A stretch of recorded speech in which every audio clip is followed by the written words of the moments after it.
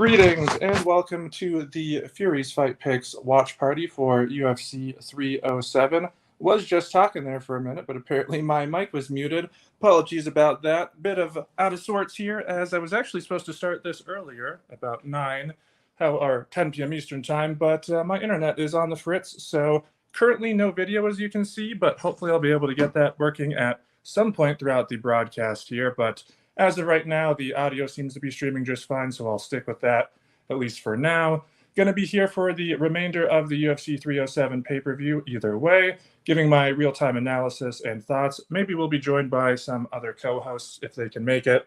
My normal co-hosts, Liam and Balboa, are dealing with some other stuff, a bit busy right now, so potentially they'll be able to join, maybe not, though. Either way, though, I will at least be here, like I said, for the remainder of the pay-per-view. We do have a live betting chat going right now. If you want to get those, head over to our Patreon. That's patreon.com/FuriesFightPicks. And there is a Discord link. You can tail all of our live bets, also tail all of our pre-fight bets as well. It's been a good night so far, actually a great night so far for the live betting, so hopefully that continues.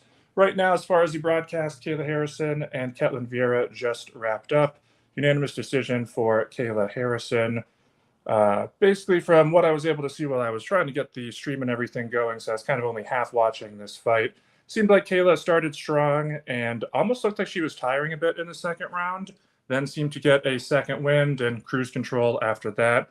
Basically, what it seemed to the linchpin to the fight was just her able to get the takedowns or not. On the feet, obviously, we knew on paper she was outmatched. On the ground, obviously, we knew she had a big advantage. And obviously, she did have some difficulty at times getting those takedowns, but once she did, it was very easy for her from there. Was able to land some good ground and pound, threaten with some finishes, get some dominant positions. So Ketlin Vieira has actually shown some good takedown defense in the past. She fought Olympic wrestler Sarah McMahon. I believe she was a silver medalist. Obviously, Kayla's a gold medalist. But against McMahon, she did well there, actually got a submission. So Ketlin, has actually shown good takedown defense historically at times. She trains at Nova União with Jose Aldo, who has some of the best takedown defense in all of MMA history. So I'm sure some people, given the price here, minus $1,200 for Kayla Harrison, people are going to be disappointed with how she struggled at all here. They're going to point to the fact that she got the big swelling on her forehead from that elbow, the fact that she struggled with some takedowns. But I think those are kind of misguided. Again, she's facing one of the better takedown defenders in female MMA, who basically going into this fight knew she had essentially one job to try to defend the takedown. So the fact that Kayla struggled a little bit there, but still was able to ultimately get them and pretty much dominate the fight once she got on the ground, I think that is good enough, all things considered. Again, I'm sure some people will criticize her for the struggling with the takedowns. I will not be one of them. There's the new champ, Merab. We actually did a watch party last time for that fight. We bet him in that one. That was the Sphere event. That was the first watch party we did. Had my other co-hosts there for that one. Again, maybe they'll be able to join at some point throughout this. But that was a pretty fun event in terms of the fights up until the top two fights, kind of some duds there. This card seems on paper like it should be more fun than that one. There's some potential with the co-main event, Raquel Pennington against Juliana Pena. That one could be a straight-up dud, just going to be honest. That one could be outright atrocious, could go 5 rounds. That one could be very, very bad. Aside from that, though, don't want to jinx it, but main event pretty much guaranteed to be fun. Holland versus Delitse, my brother from another mother, Delitse there. People always say I look like him. I can't deny it. There's some similarities there, I'll admit. This one should be fun no matter who wins. Jose Aldo against Bautista should be fun no matter who wins. There's some slight potential for that one to maybe not be great. So overall, though, this should be a fun main card outside of, again, the only one with real dead potential, I think, is that co-main event. If you guys want to get active in the chat at all, I'll be taking your comments and reading that throughout the night. If you guys want to ask any questions or anything, especially while we're in between fights here, I am, again, going solo at least for now. And again, hopefully I'll be able to get my internet good enough so I can get the video going next time. We were on video last time. We'll be on video the next time we do one of these watch parties. We're doing for every pay-per-view now. But again, apologies for this time the internet being a bit on the fritz. As for my thoughts on the Holland and Delitse fight, of course, did a pre-fight podcast, extensively covered this. That's over on the Patreon again, patreon.com/FuriesFightPicks. It's an interesting fight in terms of trying to actually parse out a winner is a bit difficult here. I would say that fight IQ-wise, Delitse definitely has an advantage, but he's not a very complete fighter. He has some power on the feet, don't get me wrong, but he's not very technical all around there, striking, offense, or defense. In terms of his grappling, very potent submission game. Not a great positional grappler, though. Not a great takedown with offense or defense. So, in terms of Delitse's path to victory, the easiest, clearest path would be to get takedowns and just get the fight to the ground somehow and utilize that ground game. Kevin Holland has an underrated ground game in terms of his submission offense, but as we've seen, his submission defense is, I wouldn't say outright poor, but he is very easy to be controlled on the ground. He gets put in bad positions, and, well, if you've trained grappling or are very knowledgeable about it, a big part of getting submitted is just avoiding getting put in any positions where you can get submitted to begin with, and he's just very, very poor at that. So I could see Delitse getting the tap out. I could also see him getting knocked out here. It's kind of not a straight toss-up fight, but I think it is close to one here. It should be, again, exciting no matter who wins. Personally, I don't have any action on it either way.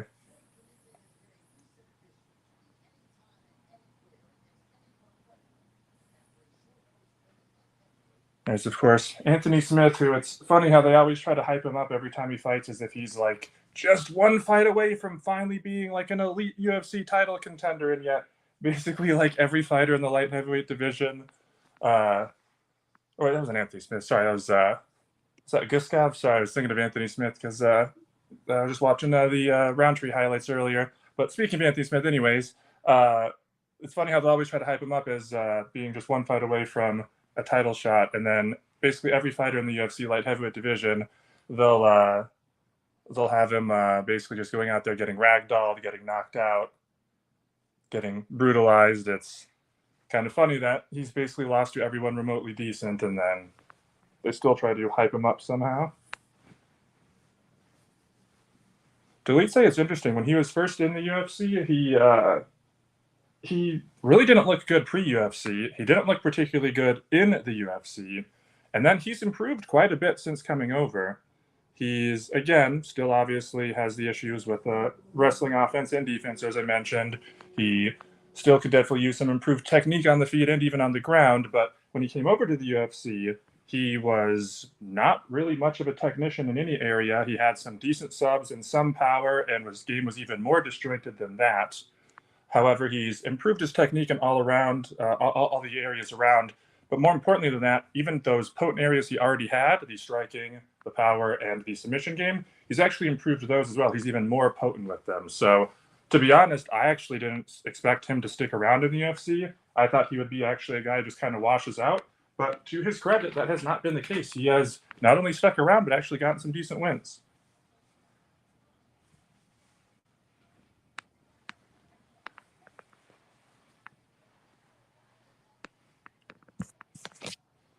Nice to not be in the apex here finally. Get tired of the stale events with no crowd. Give me 1 second. I will be right back.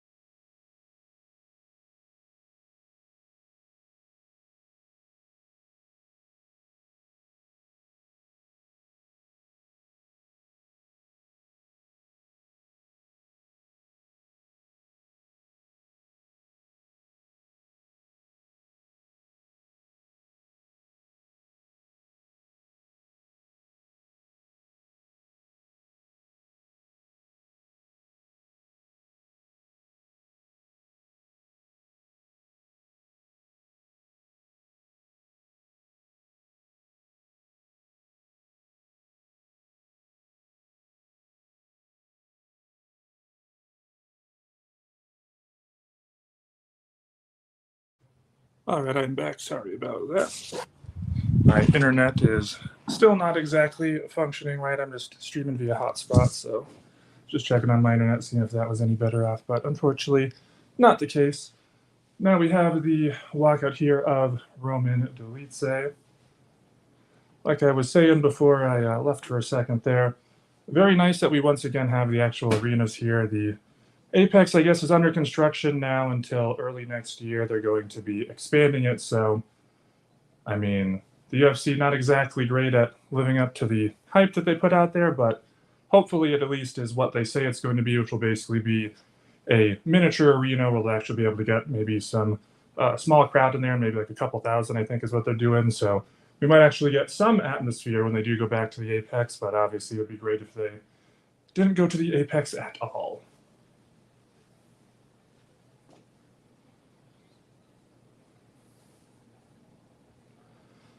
It's interesting, the past events that the UFC has done at Salt Lake City, especially not the last one, but the one before that, that one we had Rockhold and Paulo Costa, that event was just insane with all the fighters struggling with the atmosphere, the gassing, the cardio issues, the basically the dynamic of every fight on that card was either a first round finish or both fighters gassed and went to a terrible decision.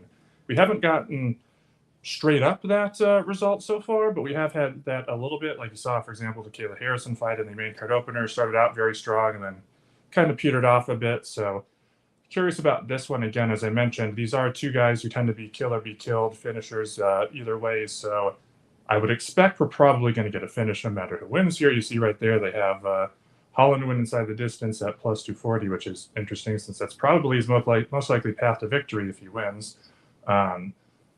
But I would imagine, again, like I said, it probably should be a finish in the first half of the fight. But if it doesn't happen and we do get to, say, a late round 2, early round 3 even, not so sure how the cardio will hold up, especially from Dolidze. He's actually had, again, as I mentioned, more cardio issues than Holland in the past. That's one reason why I can actually see Holland being justified as a favorite here despite his issues, despite especially that submission defense that I mentioned and the grappling defense. Is if the fight does go late down the stretch, he should, on paper at least, have the cardio advantage. Although, I will say in the post-USADA era, Kevin Holland doesn't look any different, doesn't look, particularly unnatural, but Roman Dolidze looks like he is on all of the supplements. So maybe he's improved his cardio. As I always talk about in MMA, at least, the two areas that PEDs improve a fighter the most are their cardio and their durability. And in case for some reason you don't believe me, go look at what happened when USADA was not around, and then look at what happened right when they came around. It's back in 2015. All of a sudden, you had all these guys get completely shot overnight. Like all the guys in their mid 30s, late 30s, just shot overnight, totally washed, no cardio, no durability, just all of them. And then this continued for a while until things kind of evened out and we got a better idea of where fighters were. Well, now that USADA's been gone, since the start of this year, I did a podcast, again, patreon.com/Fury's Fight Picks for all those. There's an episode of Luca's lecture, actually did 2 of them. One of them I mentioned, look out for when USADA comes or goes away. All of a sudden, some aging veterans who passed in the recent past had poor cardio or chins, look for them to suddenly turn back the clock and have good durability again, good cardio again, and even look for them to turn their the narrative from, I'm kind of retiring, I'm near the end, to all of a sudden, I'm making another title run. And sure enough, we've had all of that happen. So if you need any proof of what I'm saying about the cardio and the chins from PEDs, there it is. Round 1 has just started here now between Dolidze and Holland. My timer on the clock says 4 minutes and 42 seconds. Holland trying to keep space so far. A lot of kicks to start, leg kick low from the rear side, and also a teep. So he's making a concerted effort when he punches or kicks to then back up after and keep space. Anytime Dolidze moves forward, he's also trying to maintain that space. Dolidze basically not striking so far. Looks like he's in straight up grappling mode, just looking for the opportunity to clinch with Holland and get the fight to the ground.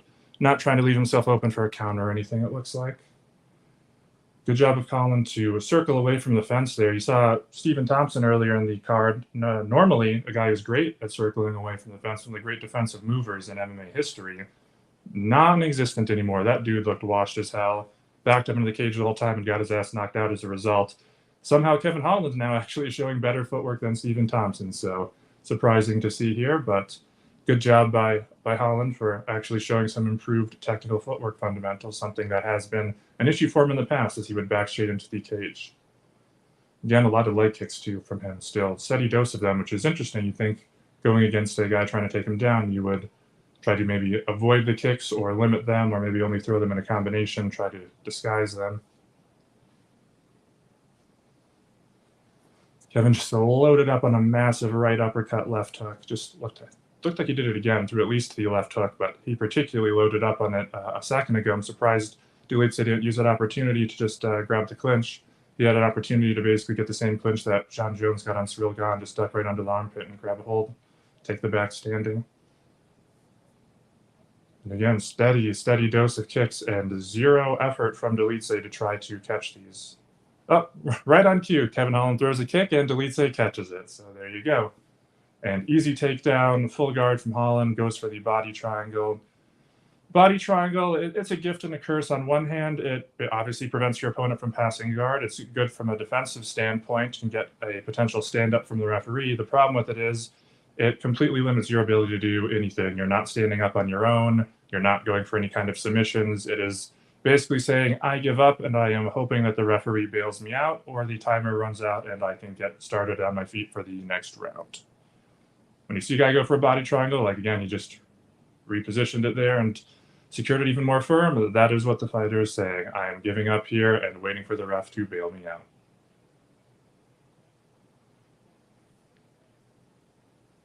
Dulitze seemingly isn't trying to do much here himself. He's kind of going for to the head and body, hoping that I guess some of these try to open up Holland. See him grabbing the back of the head a little bit there. He could try what's called a can opener, where you pull back on the back of the head very hard and you crunch their neck forward. It works like when you're rolling with guys in the gym. It's actually very effective when you're just rolling with people, even if they're an experienced grappler, it can work. But when you're in a fight and adrenaline's going and your pain tolerance just in general is higher, it doesn't work so much actually in a live setting. So you'll see guys attempt it in MMA, but it's not usually particularly successful. Tito Ortiz used to do it like way back in the day, talking about like 2003 when I first started watching, but that's 21 years ago now. It's not exactly the same MMA meta that we have today. Holland briefly let go of the body triangle there for a minute there. It looked like he was going to try to spin for possibly an armbar, but didn't really get even too far into that transition. Still has the full guard with his legs crossed here. So Dulitze basically looks like at this point he's just, again, armbar attempt from Holland here, but not even remotely close. Going to use it to try to scramble and get back up. Looks like Dulitze is basically, well, now maybe gets a dominant position, side control. Big mistake by there. Kevin Holland, he not only gave the back, but then he very slowly kind of squirmed to just put himself basically almost into mount. And now Dulitze full mount, hammering away with not effective ground and pound, but they are getting through enough that if he keeps slurring, Holland might potentially actually get stopped here. Ref is looking very closely. I'd say he's blocking probably like 75% of these, but some of them are getting through. None of them particularly hard. Looks like he's talking back to me. He's definitely talking back. I have my volume very low so it doesn't get picked up on the stream. And 10-second clapper just went off. So Holland will survive, but that's a clear round for Dulitze. Holland posting up with his arms extensively here, asking to be arm barred, but too short a time with the... And there we go. End of round one. Easy round for Dulitze. Holland is pointing to his rib immediately. That's interesting. As I talked about when we saw Benoit Saint Denis get stopped via doctor stoppage last week, he got stopped because apparently, I guess he told the referee that he couldn't, or the doctor that he couldn't see. When you're backstage, I've helped fighters prepare for fights. I've helped them game plan. I've helped them in camp. I know all about the process. The referee talks to them backstage before the fight and tells them little things like, hey, you turtle up, I'm basically going to think that's a tap out and I'm going to stop the fight. Like if you turtle and I tell you to move and you're not moving, I'm going to stop the fight. But I also tell them, hey, you have the doctor looking at you, whether it's a cut over your eye, whether it's swelling, whatever it is, and you say, I can't see, fight's over, that's a wrap. Doesn't matter if you say you want to continue, you say I can't see, it's the same as saying it's over. So when a fighter goes and says, oh, I have a rib injury, as soon as the referee stops the end of the round, that's the fighter basically, like they know what they're doing. That's Kevin Holland, and I'm not criticizing him for this, but know what he's doing. He knew what he was doing there. He was tapping out, and They called the fight just now, so it's a TKO at the end of the first round for Roman Dolidze via rib injury. But Kevin Holland knows exactly what he's doing there. He knew by saying, "Oh, my ribs hurt," that he was going to get the doctor. And the doctor looked at it, that he could say, "Yep, it hurts, blah, blah, I can't breathe," or whatever. And no matter what, even if he says again, "Oh, I want to continue, though," "No, no, don't stop it." Again, they're literally told backstage, "Hey, if you do this, it's basically the same as a tap out," and the fight's a wrap. So they know what they're doing, but because it's a tough sport and it's fighting and there's pride on the line, they like to give the fighters these ways to basically tap out without actually tapping out. Because obviously, if you tap out to a submission, nobody really criticizes that. But if you tap out due to strikes or an injury, people do. So again, I'm not criticizing Kevin Holland. I want to make that very clear. I'm not saying he's a quitter or he's some wimp or a baby or anything like that. But I'm just saying, like, he knows what he's doing there by saying the rib injury literally as soon as the round had expired. So unfortunate, that's the way the fight ends. Was going well, at least for Roman Dolidze, so at least the injury happened to the guy who was already losing the fight. Hate it when the guy who's winning suffers the injury, because at least this way you feel some satisfaction where, okay, he was probably going to win either way, so at least it probably didn't affect the outcome. You don't see too many rib injury stoppages. We saw Anthony Pettis against, is it Max Holloway, where he got stopped with the rib injury. We saw BJ Penn against Matt Hughes. He suffered a bad rib injury. He didn't stop because of it, but it totally wiped him out, and he was just useless following that and led to him getting stopped by Hughes in the rematch, their second fight. BJ won the first one by rear naked choke, won the second one by knockout. Hughes won the second one, or BJ won the third one by knockout. Hughes won the second one by TKO. I mean, as far as Dolidze's performance overall, I mean, it's Kevin Holland, so as I mentioned, no takedown defense, not really any kind of great defensive grappling. He actually showed some improved defensive grappling with the body triangle for a bit there, but again, I'd like to see a guy actually play his guard and use that to get back to his feet rather than just relying on the ref, because as you saw, the body triangle wasn't getting him anywhere, and then eventually he tried transitioning, went for a very low percentage armbar that he had no hope of, tried to use it to scramble. That's ultimately what led to the snowball effect, a series of unfortunate events that got him stopped with the rib injury. So some slight improvement from Holland in that regard, but still you can see overall not some great decision making, not some great technical defense there. So Dolidze, I want to give him credit for the win and everything, but one, it stopped via TKO and via an injury, and then two, he was going against Kevin Holland. So if he went out there and knocked him out or something, you'd be like, oh, okay, wow, that's actually means something. Holland, very good chin, hard to knock out, but doing that doesn't really change much of my opinion about him. And I'd actually say, as far as a critique, as I was saying, since the opening of the first round, Kevin Holland was absolutely spamming naked leg kicks, just throwing them over and over again, no setup on them, wasn't feinting, wasn't being tricky, wasn't disguising them in the middle of combinations or at the end of combinations, just throwing, I don't know, probably at least a dozen or around a dozen naked leg kicks. And it was 3 minutes around there, somewhere like that, into the first round before Dolidze finally even tried to do anything with them. He basically just sat there eating them for 3 minutes. So if it's not Kevin Holland in there, and it's someone who actually has some takedown defense or disguises those kicks, seems to be a bit of an issue in Dolidze's game. Not exactly the best answer for those.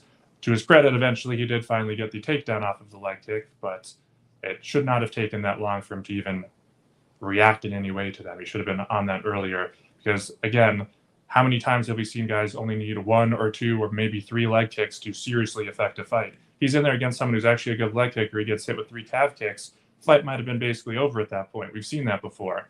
So you're going against a guy who actually has some real leg kicking ability, who's not Kevin Holland, and that's going to be a rough night for him. So, it's one thing for a guy to go into a fight, maybe not have a particular preparation about one thing, such as the leg kicks, but then it's like, okay, they adjusted after a minute or so, but to just basically let it keep happening again and again and again, to the point where it was like, again, watching a UFC video game where the guy's just literally spamming the leg kick button, bit of a concern there for Dolidze. So as I talked about in the pre-fight, he is a bit of a disjointed fighter. He has some power, but he's not a great technical striker. He has a good submission game and good ground game, but he's not a great positional grappler or takedown artist. As for this next fight here, we have Jose Aldo versus Mario Batista. Speaking of the aging veterans who had retired and then all of a sudden come back and are talking about going on another title run, Jose Aldo clearly looked quite regressed to the point of being nearly, I wouldn't say washed, but he could still compete with the upper level fighters. He just stuffed 17 out of 17 of Murad's takedowns, actually in Salt Lake City, same location here at altitude. So it's not like he was completely washed, but he was noticeably regressed from the prime of his career. So he retired from the UFC. That was that. Then USADA goes away. Jose Aldo comes back, looks in better shape than ever, or as good a shape as ever. Looked like he turned back the clock a little bit in his last fight. And instead of it being what people thought was just going to be his retirement fight, thought he was just coming back for a one-off retirement, he ended up saying, oh, no, actually, I'm going to go and fight for the title again. I want nothing more in this life than to win a championship. I'm going to do everything in my power and work as hard as I can. So again, you've heard this from Chris Weidman, too. There's a lot of fighters who are very, very washed up looking just a year ago, who all of a sudden not only looked like they turned back the clock in the cage, but even outside, their entire mental game has changed. They went from, I'm on the tail end, to I have a whole new leash on life. What could have caused that? What coincidental thing happened at the beginning of this year, right before all these fighters started saying that? Can't figure that one out. But Jose Aldo here, curious to see how he looks in his second fight post USADA. In the prime of his career, he had some of the best takedown defense in MMA history.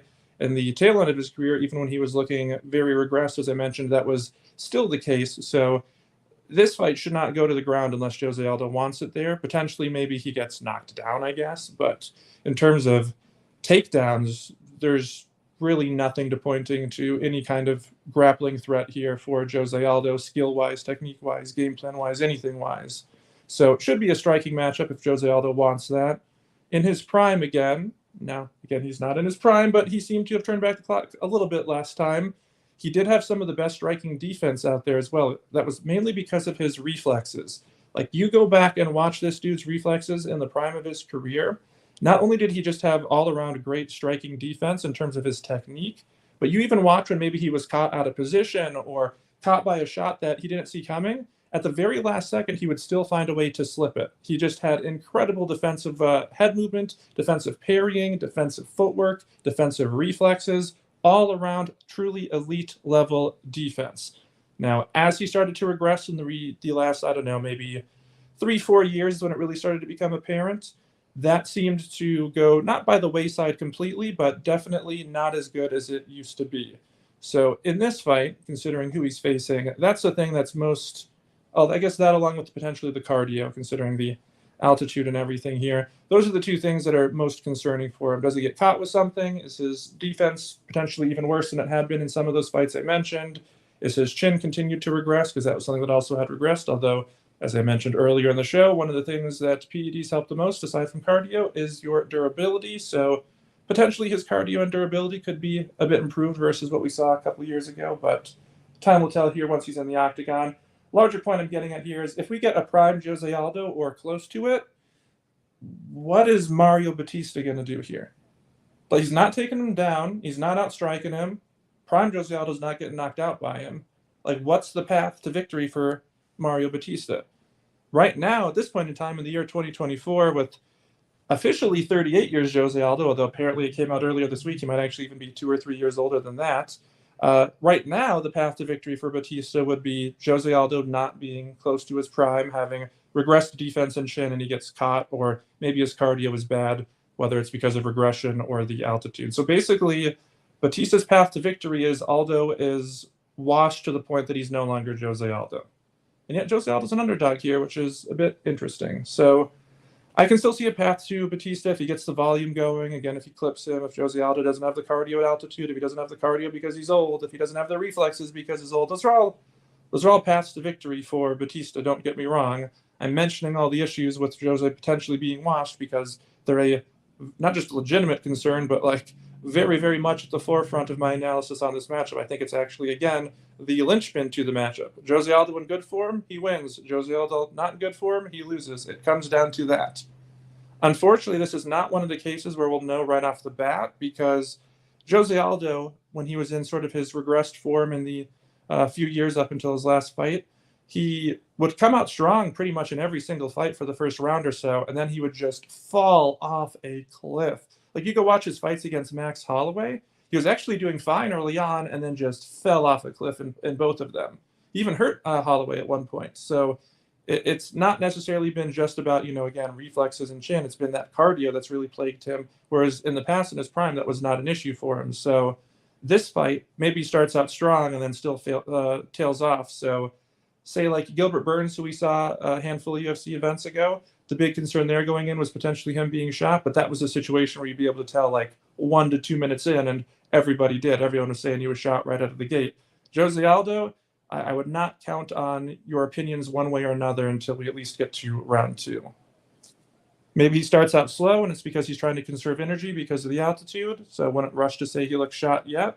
Or maybe he starts out strong, and I wouldn't rush to say he's prime Aldo because, again, he might fall off like we saw in the Holloway fights and some other ones as well. I've been watching Jose all the way back since his WEC days, back when he was just a prospect. So, like, I've followed his career super, super closely, very familiar with all of his game and as far as his trajectory. So I feel like I'm pretty accurate in my assessment that I've given for him. Batista, obviously a newer fighter, watched him along the way and done some tape study, but obviously much more familiar with the intricate parts of Jose Aldo's game. He's up there in the GOAT conversation for sure. Unfortunately, because of the regression he showed at the end, some of the fall off that he had, that keeps him out of actually being in the true top 3, top 4, that kind of category. But he is at least top 10-ish around there. All right, round 1 just about to start here.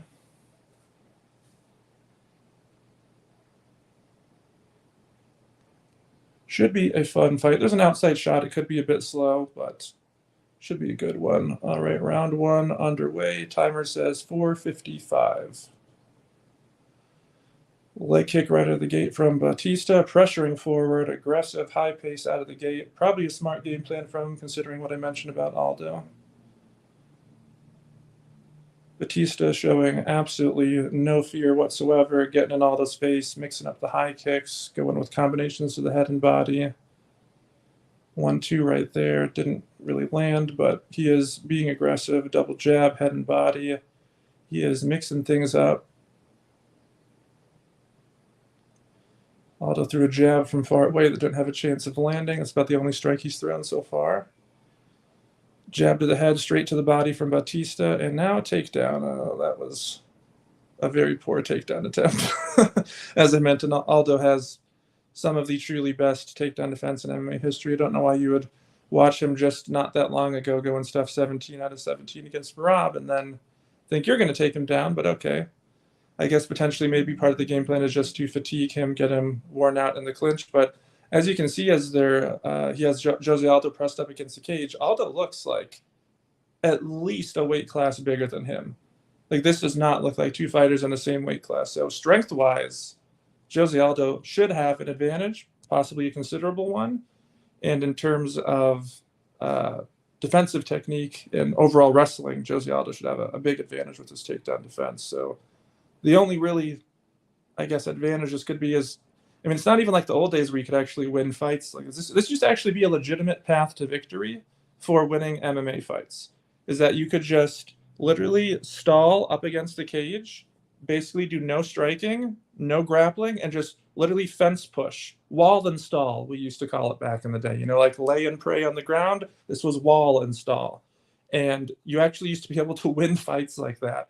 Thankfully, the judges and the rules have been adjusted over time to prevent that. So again, Batista was doing well with the striking, actually landing volume. Nothing was really landing too clean, but he was clearly winning in the judges' eyes, and he's throwing, and Jose Aldo's doing nothing. I mean, right now, yes, he's still probably winning the round, but this just seems like he's probably tiring himself out doing this against a stronger opponent who he has very little chance of actually being successful in this position with. I liked how he's coming out fast and aggressive, again, considering the potential issues here for Aldo. I don't like, though, that takedown attempt.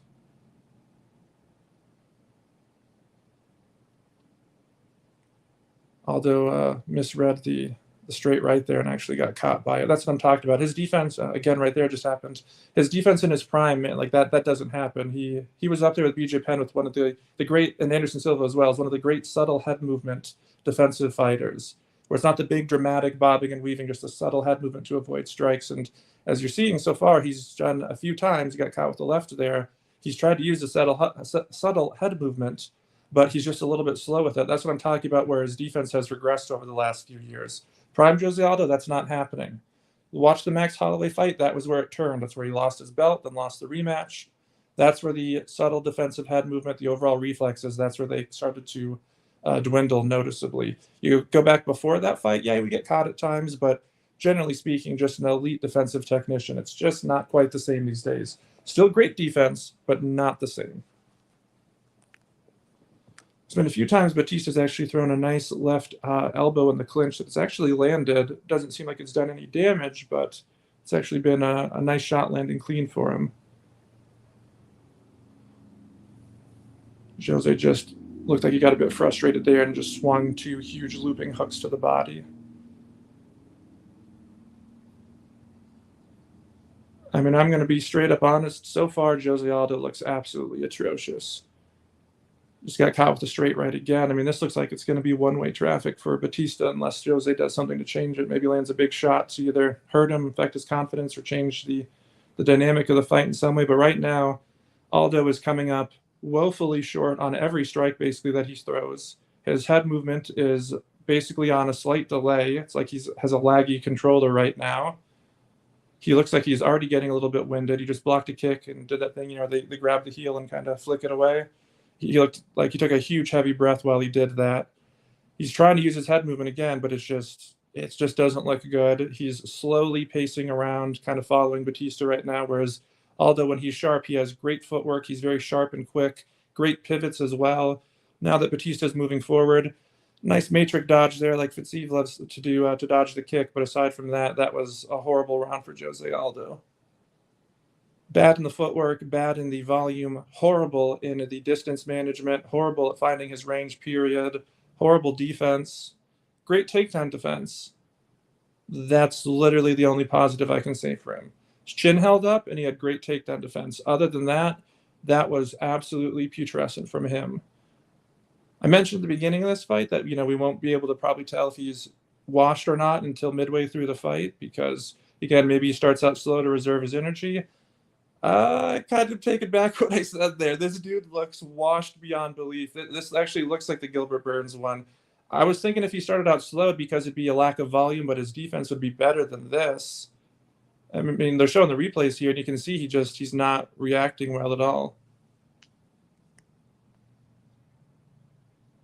I believe we have an official bet on Batista. I did not bet the fight myself personally. I picked Jose Aldo, but I had too many concerns about him to actually play it.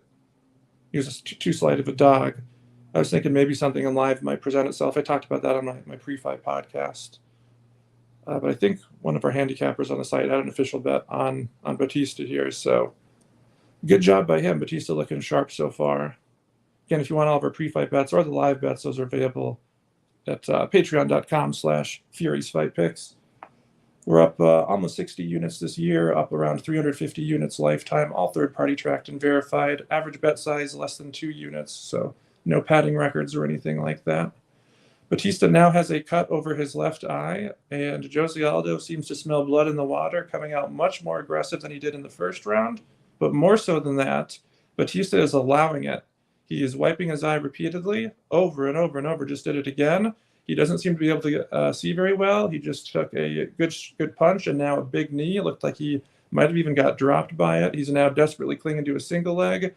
Aldo shrimps out of it. Batista looks like he is just almost panicking after getting cut like that. That is kind of surprising. Sometimes you do see fighters when they see their own blood, they do kind of freak out, but it's not usually at the UFC level. It's at the regional levels, maybe a Bellator or a PFL, maybe the early prelims if it's like some 4-0, 6-0 guy or something in the UFC. But a guy with as much experience as Batista, not like, he has 60 fights or something, but kind of surprising to see him kind of fall apart there as soon as he got cut. Seems to be picking up the pace a little bit better, but like, look at his face. He actually looks like almost panicked on his face. Like he looked focused, almost like like aggressive, and like his eyes were kind of squinted a bit in that first round, and now they have the wide, panicky eyes. Again, shooting a takedown here. In the first round, when he was having success, and I was saying he was doing well with the game plan and looking sharp, it's because he was aggressive, pressuring Aldo, making him fight off of his back foot, and throwing a very good variety of strikes. He had leg kicks, head kicks, dig into the head and body with punching combinations. Here in round two, he's let Aldo dictate more of the range. He's let Aldo be the one pressing forward. When he was dictating the range in the first round, Batista, Aldo was coming up super short on his strikes. But now that he's let Aldo dictate it, Aldo's been able to land more. Again, had that nice knee on the entry. When Batista's been shooting these very poor takedown attempts as well, he's really been telegraphing them. That's why Jose was able to land that knee. Jose does have good knees. He's not the first time he's landed one. He knocked out Chad Mendes actually in their first fight with a counter knee, actually in a position up against the fence. If you've never seen it, Chad had his back standing. Jose turned around, got out of it, and like we saw Matt Favola last week get knocked out, it was somewhat similar to that.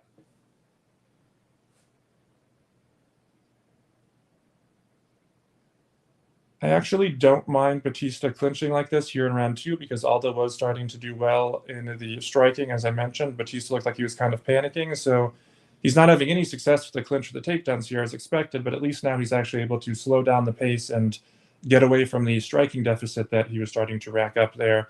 Again, that's the opposite of the first round where he was doing well on the feet and then basically neutralized his own offense by choosing to go for the clinch. The opposite here. Aldo's still just winging these strikes, not really setting them up. Just almost like seems like he's just going for broke, planting down and setting his feet and planting and just winging these shots from behind his ass. Not very good approach here. Again, defense doesn't look particularly on point.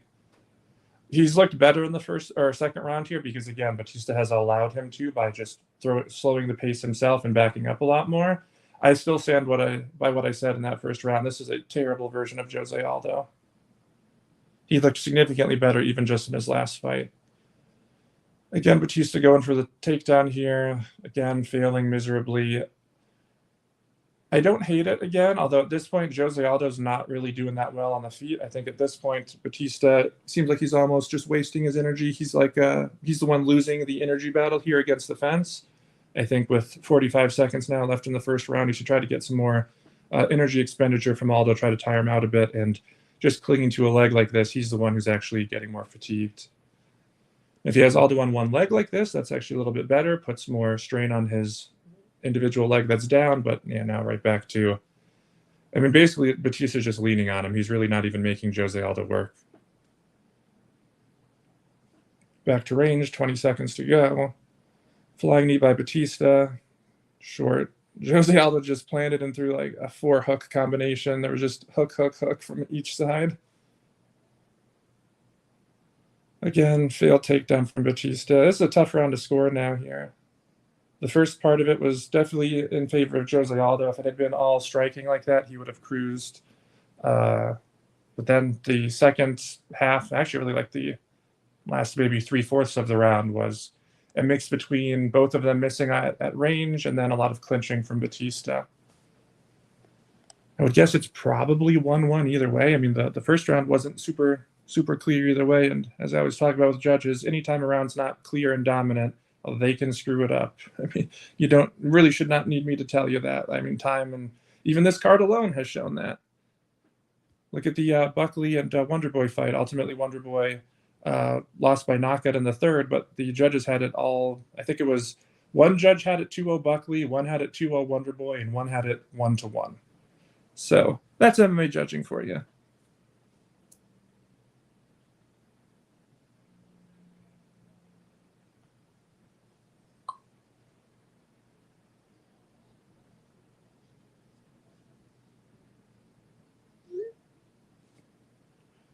Round two about to start here. Or excuse me, round three. Sorry, round three.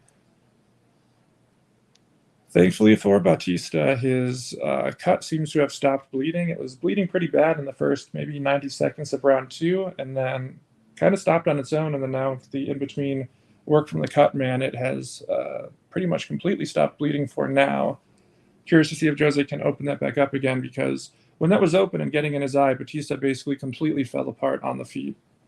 Looked very panicky. Saw the Cutman do good work earlier with Kayla Harrison too, when she had that massive hematoma forming in the middle of her forehead. Again, that's what I'm talking about with Jose Aldo and that defensive head movement. He tries to just slightly lean back, slightly turn his chin to the side to just barely avoid the punch, but he's still getting hit by them.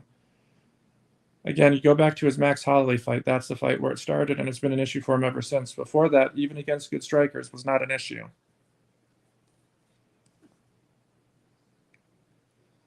Pretty flat-footed here, again, from Aldo, not pivoting. I mean, you go back and watch his prime of his career, he used pivots not just great defensively, but he would turn them into offense. Pivot to avoid his opponent's strike, use that head movement to duck under a hook and pivot, and then now he's out of position on them, or they're out of position on him, I should say, and he's in position to land a power shot on them while they're in a poor position to defend. He would do that over and over and over. You see high-level fighters, particularly in boxing, do that. Not so much in MMA, because it can actually, if you're not doing it right, it can actually screw you up and you put yourself in a position where you can get taken down because you're at a close distance. But if you're skilled, and especially if you have the takedown defense of a guy like a Jose Aldo, you can be very good with them. Another great fighter with pivots back in the day was Joanna Jędrzejczyk. Again, she had very good takedown defense for her division, so that's why she could kind of not overutilize them, but heavily rely on them. Again, very poor takedown from Batista. The thing you have to be concerned about with those is, as I mentioned earlier, back in the day, you could straight up win a fight just by fence pushing like that, even if you got totally outstruck. However, now, not only does it not win fights, but you'll actually see judges scoring it against the fighter who's doing the fence pushing. Or they'll basically be like, okay, the best thing you did was just nothing, you stalled, and then when you were at range, you got outstruck for 90 seconds or whatever. When you see that happen, like what's kind of happening now, he hasn't really gotten outstruck this round, but he's just doing nothing with these clinches, and there's 2.5 minutes left halfway through the round here. If he gets outstruck in the last 90 seconds or the last minute, he's probably losing the round. Like, his clinches are doing nothing for him. He's not getting the takedown. It's never happening here. You see, 2 times in a row, he sort of got Jose Aldo to a knee there, and Aldo just sprung immediately back up with ease. No problem at all. You see Aldo's doing a effortless job here of hand fighting. When you have a fighter trying to fence push like Batista, trying to clinch, trying to grab the body lock, trying to grab a hold of the legs, as long as you hand fight and keep their hands separated, there's really not a whole lot they can do. And you'll see some of the best takedown defenders from this position, they keep their legs apart and they hand fight. And that's what you see Jose Aldo has done all fight long. Like, look at right now. One hand on each of Batista's. Now he switched to an overhook on one, while his right hand is on Batista's left wrist.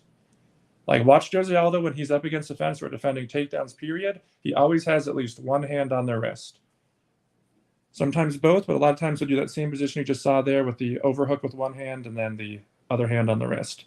Ref separates them, and Batista literally immediately, as soon as he clapped his hands for the return to action, shoots the takedown. And where are we? Jose Aldo with the overhook with his left arm, and the actual wrist control here is actually being done by Batista. He's actually controlling Aldo's wrist, which is not helping him in any way. He let go of that. Now Aldo is controlling the inside of his elbow. Again, classic Jose Aldo here. Classic Nova Unia, really. The legs apart, one overhook, and the wrist control with the other. Go watch Jose Aldo from the prime of his career through this regression. He's always been very good at that. Go watch Renan Barão. Go watch Ketlin Vieira. They all do the same thing. All right, back to range with 42 seconds now. And this probably will decide the round in the fight right here. Like, the judges in their mind are going, basically nothing happened. Batista tried his best to get a takedown, was useless. Jose Aldo's now marching him down, throwing big hooks and punches that are not landing at all, but that might actually look good to the judges. Batista, again, takedown attempt for no reason here. Like, if he wants to win this fight, just start flurrying. You can probably flurry from range like he was doing in the early going and keep Aldo on his back foot and do that for the last 45 seconds and you win the fight. Instead, this dude's kind of throwing away the fight here, asking for a close, controversial split decision that he very well might lose because he's just insisting on absolutely failing at these takedowns. Again, back to space. Jose Aldo marching forward, throwing big shots. Batista just running away, hoping to land another takedown. Round's over now, fight's over. Like, dude, what are you doing? He might have just given away that fight.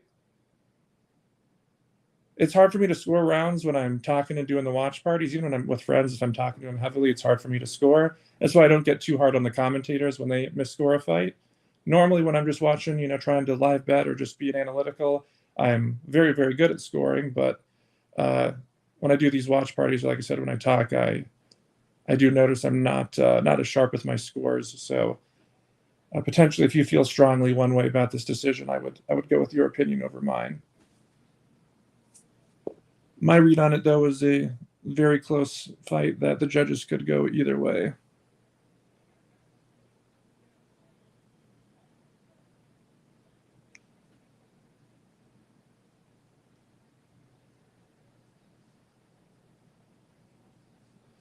Both fighters raising their arms, putting their hands up, trying to say that they won.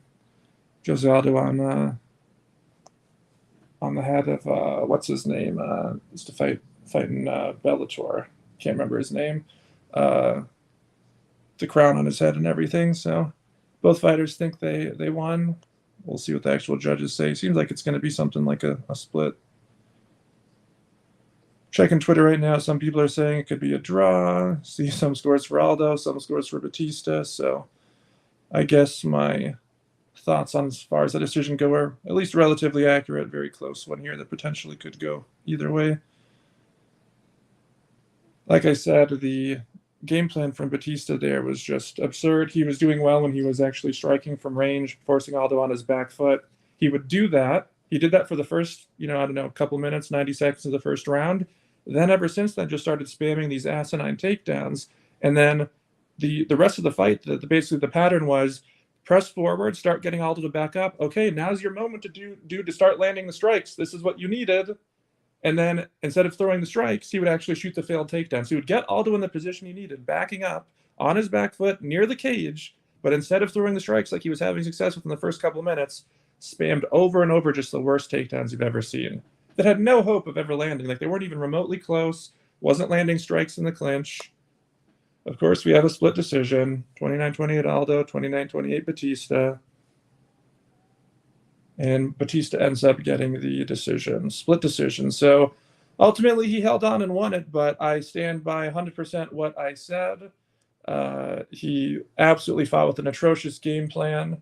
It's interesting, the commentators were saying at the end, oh, he definitely wasn't starstruck. I actually disagreed. It seemed like he was absolutely starstruck. It seemed like he was terrified to strike with Aldo and was just shooting these horrible, hate to steal a line from Conor McGregor, especially relating to an Aldo fight, but he was shooting panic takedowns over and over again, panic wrestling.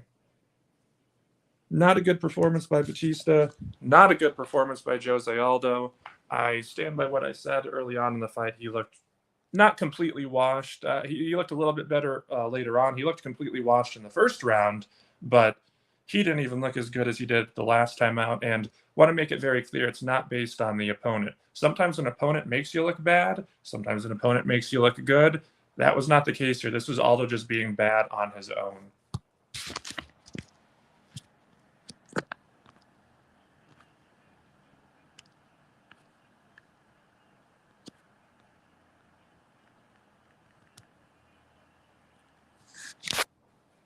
They're showing the highlights here of the fight. There's not really any highlights to show. Oh, look, he landed a shoulder strike. Oh, he landed two. Wow, look at that. There's a straight right at least. Countered the knee attempt from Aldo. Yeah, not much in the way of highlights. That's what I was saying about that one. Is it should be a fun one, but there was a path to it being not so great, and that was the path, unfortunately. Well, we move from that one to oh boy, the co-main event, Raquel Pennington against Juliana Pena. This one, oh, not exactly looking forward to this in terms of its potential to be high action or particularly entertaining, to say the least. This could actually be a rough one. Some of the female MMA divisions are fun. You have like 115, 125, 105. There's some elite level fighters at the top of it. But the higher divisions, 135, especially 145, they've always been extremely weak. They're kind of like light heavyweight and heavyweight in male MMA. Heavyweight, absolutely terrible talent pool. That's 145 in female MMA. And then 135, very much like light heavyweight. At light heavyweight, as we'll have later on in this card, you have a guy like Alex Pereira who comes along and it's like, okay, super fun fighter, very good fighter, of course, not just some, bum champion who's beating up on a bunch of even worse bums like you sometimes have in the heavyweight division in UFC history. But here in the light heavyweight division, you have right now not exactly the most stacked division here either, and Alex is certainly a big fish in a small pond right now. Potentially Ankalaev could have a say about that, of course. But my point is, light heavyweight never very stacked, but there's usually one or two fighters near the top who are very good and very fun to watch. Back in the day, we had John Jones and Daniel Cormier. Before that, we had Chuck Liddell and Randy Couture, or Chuck Liddell and Tito Ortiz. So light heavyweight's always been a division where you just kind of had a couple of good fighters, at least in the UFC. Obviously, back in the days of Pride, they had Vanderlei Silva and Shogun in that. But in the UFC, it's always been a division where there's just kind of one or two good fighters. Heavyweight, kind of the same deal, but sometimes there's been basically no good fighters. Like when Tim Sylvia was the champion back in the day, oh my goodness. Jeff Munson in the title fights with him, like the worst fights you've ever seen in your entire life. Whatever you do, don't go and look up Jeff Munson versus Tim Sylvia unless you basically want to die. Like, it's literally one of the worst fights you'll ever see. That was the heavyweight division back in the day. So, again, point being, you have at the top of the male division, especially light heavyweight and heavyweight, one or two particularly good fighters, and then a bunch of not so great ones. That's women's 135 and 145. We had Amanda Nunes, we had Cyborg, we have Michaela Harrison. But aside from them, my goodness, the drop off is steep. And right now we have, Raquel Pennington as the champion. That kind of tells you everything you need to know. And then now the title challenger, the best they could find is Juliana Pena. So again, kind of tells you everything you need to know. So to be honest, I genuinely enjoy watching the high ends of, again, the lower female divisions like Wei Li Zhang. Rose Namajunas is kind of shot now, but back in the day, she was a very fun fighter. Back when Ronda was at 135, she had fun fights, but again, it was kind of the same issue where she was this big fish in a small pond, not really a lot of great competition aside from that, aside from her. They kept having to bring in fighters from other organizations just to basically rush them into a title shot against her. So if they were to just outright scrap 135 and 145, not only would I not mind it, I honestly would prefer it. We get stuck with so many terrible fights as a result. Like, there just always seems to be like at least one token female MMA fight shoehorned into the main card of basically every pay-per-view or fight night. Sometimes it's a good one with some intrigue, like obviously Kayla Harrison earlier tonight, but other times it's like, oh, Caitlin Chookagian, yay. Lauren Murphy, awesome. It's just like, I'm sorry. I refuse to believe there's literally any UFC fan who's like, who's on the card this weekend? Have you looked? Oh, I don't know. Let me pull it up. Oh, we got Robert Whitaker. Oh, that's going to be a fun one. Oh, Khamzat Chimaev. Oh, man, that'll be a great fight. Oh, Lauren Murphy. Man, barn burner there. Got to tune in for that. Like, there's literally not one person on earth.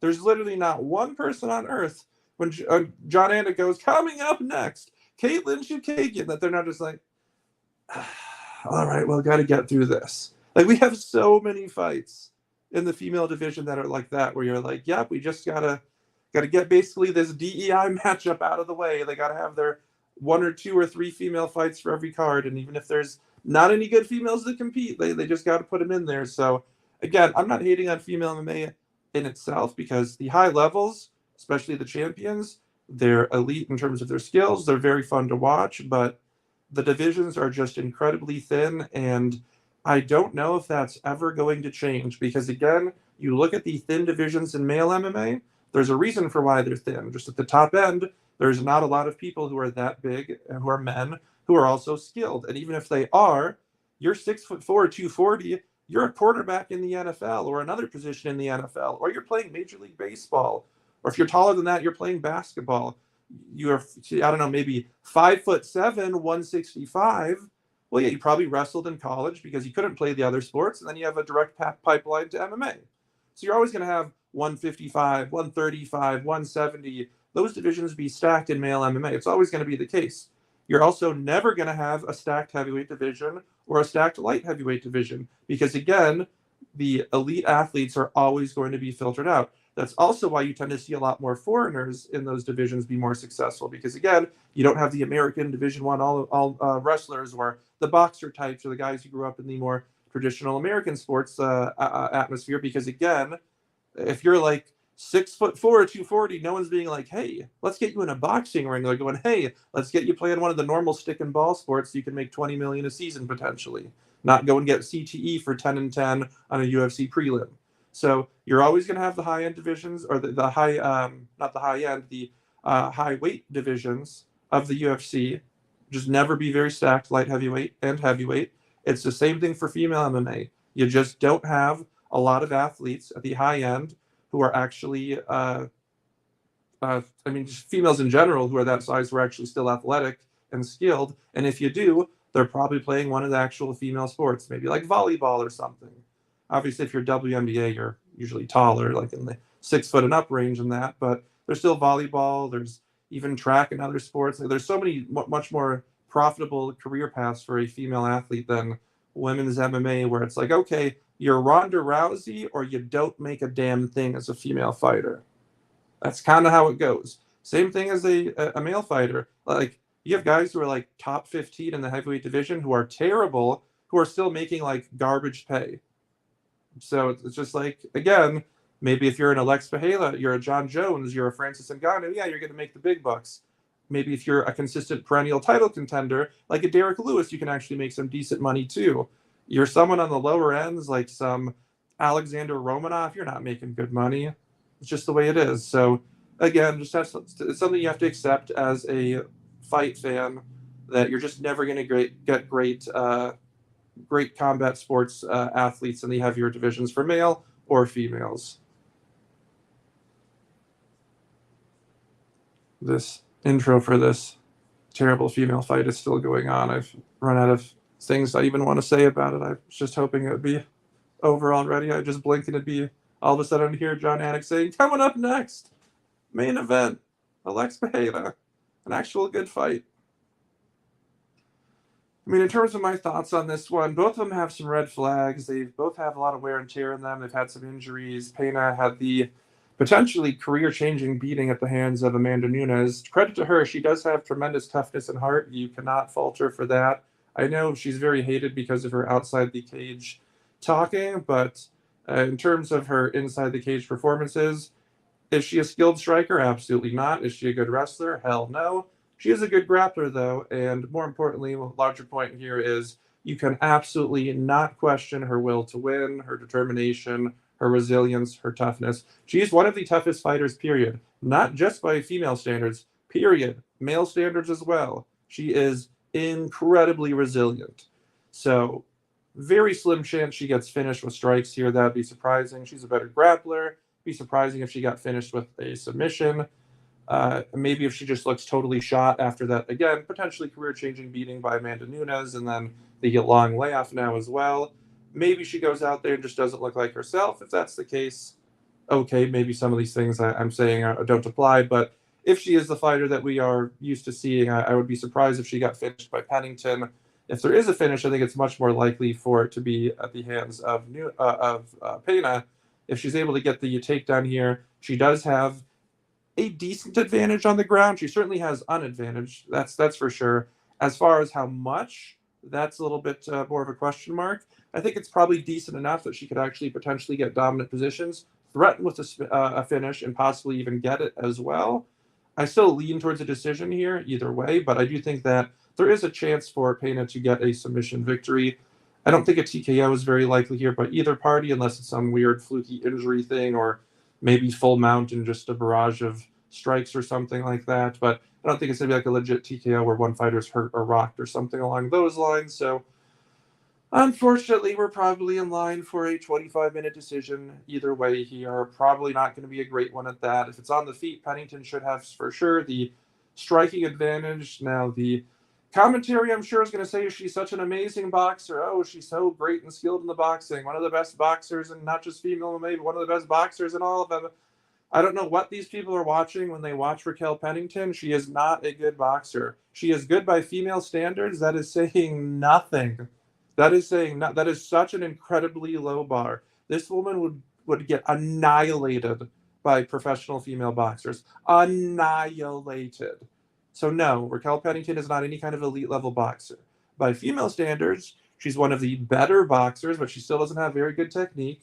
It's more that she's extremely tough, durable, has okay defense, and throws a lot of volume. That's why she's a good striker, because she's effective, not because she's particularly technical. She's effective and tough and throws volume and has cardio. So on the feet, neither should be rocking the other. It should be a technique and pace and volume and aggression advantage, with the striking anyways, for Pennington as long as it's standing. I do think that Payne is going to be aggressive in terms of shooting for clinches, shooting for takedowns. Not sure how successful she'll be with them. Pennington has had decent takedown defense. We have seen it be susceptible in the past. She doesn't get taken down by bad takedown artists, but she does get taken down by the better ones.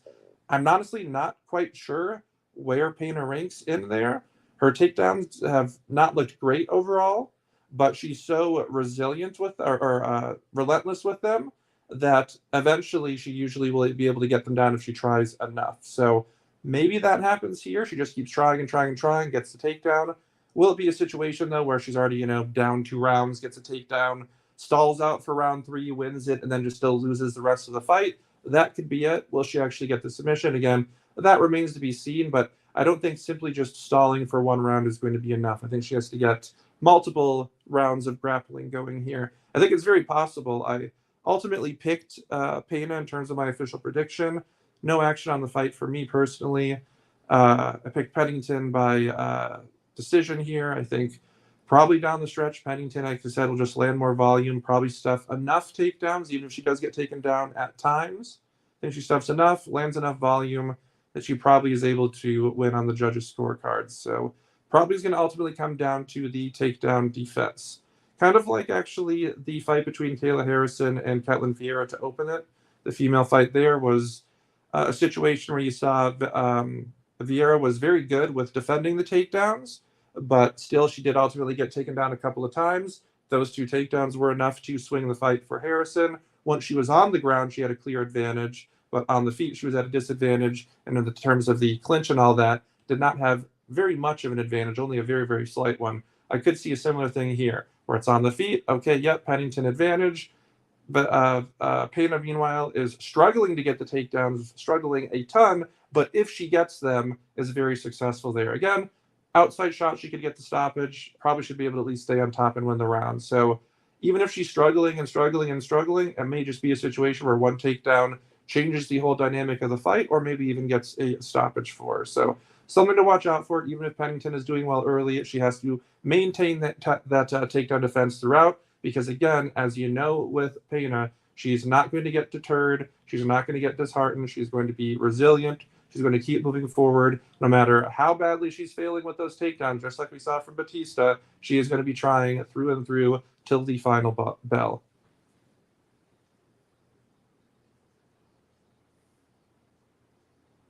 And as far as this fight in terms of who the UFC wants to win, I honestly have no idea. Usually you kind of know who the UFC wants going in, and sometimes that can actually be an indicator of maybe how things are going to go, especially in a very close fight. You'll see judging bias for the fighter the UFC wants to win. You'll see referee bias even at times. I don't think they outright, rig the fights or anything, but if you're a judge who gets your all expense paid trips to Abu Dhabi when they do shows overseas there, the UFC oftentimes selects some of the worst judges who give some of the worst scorecards. Well, a lot of times those terrible scorecards are generally for the fighter the UFC wants to win. So if you're at a job, and even if your boss doesn't tell you, hey, I specifically want you to do this one thing, you're probably, if you know that's going to get you treated far better and get you a bunch of extra perks, you're probably going to do that thing even if you're not told, just to get those perks. So if you're someone who tends to score fights for who the UFC always wants to win, and you know that if the UFC gets to select their judges for these all expense paid trips to Abu Dhabi, well, it's probably in your best interest if a fight is very close to score it for the UFC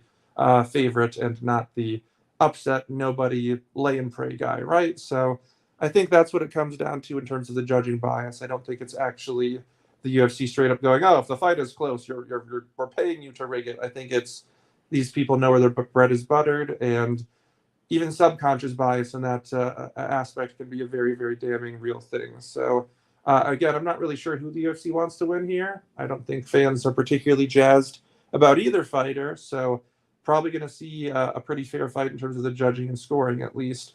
If anything, though, there is usually a champion bias where you do see very close fights pretty much always go to the champion, unless, again, it is a situation where the challenger is the guy the UFC wants to win. For example, if a Sean O'Malley was going for a title fight and he lost a close decision that was extremely close, very good chance the UFC would score it the other way. You saw his fight against Marab, they almost scored it the other way when it had no business being that way. So just something to always note when you're handicapping these matchups.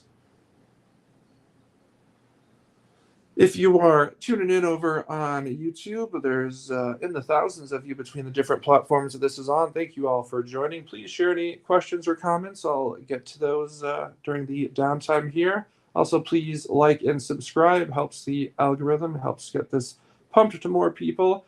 Again, normally I am on video for these. Normally I'm also joined by some other co-hosts. Unfortunately for this event, having some issues with my internet, having to hotspot it, so just using the audio stream here, and my normal co-hosts are busy with some other stuff. So if you tuned into the last show, it was a better production, and the next show will be better as well. The next one will be for UFC 308. We do these now for every pay-per-view, free here on YouTube. Live watch parties starting with the start of the pay-per-view main cards. Also, remember, we do have a bunch of official bets, third-party track. Those are available over on the Patreon. Those are patreon.com/Fury'sFightPicks. And we also have the live betting Discord. You can get a link to that, which is also over on the Patreon, exclusive to members of the betting tier over there. Live bets have been doing well so far tonight, I believe.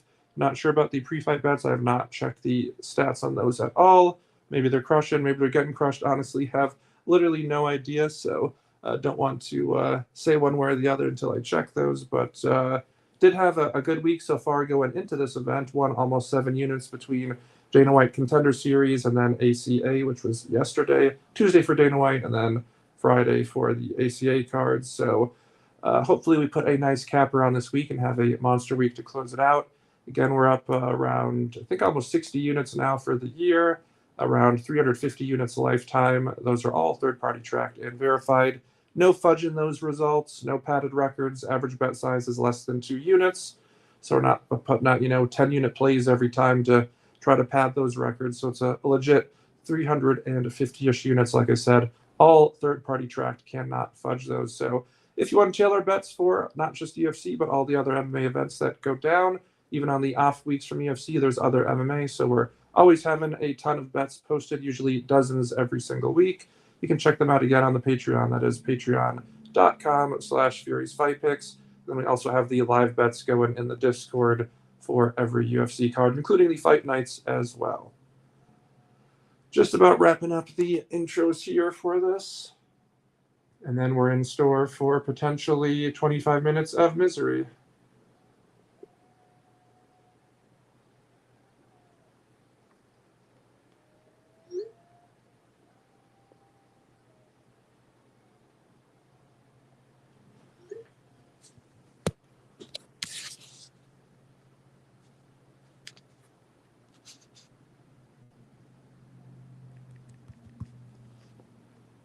Brief stare down, no touch of gloves.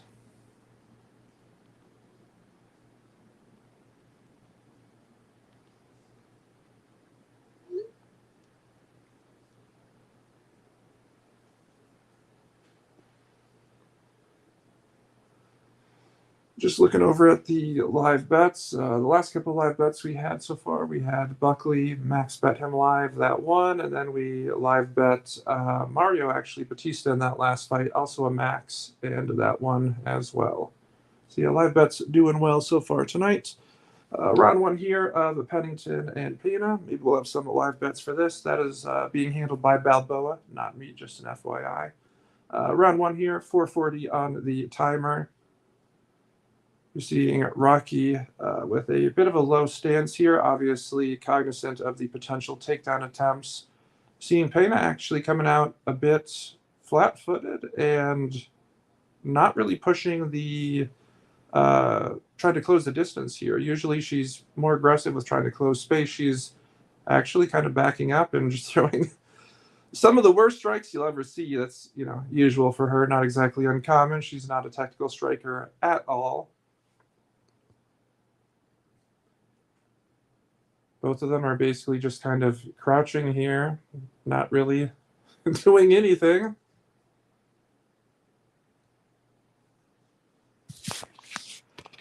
Yep, get ready for 25 minutes, folks. This this could be a doozy.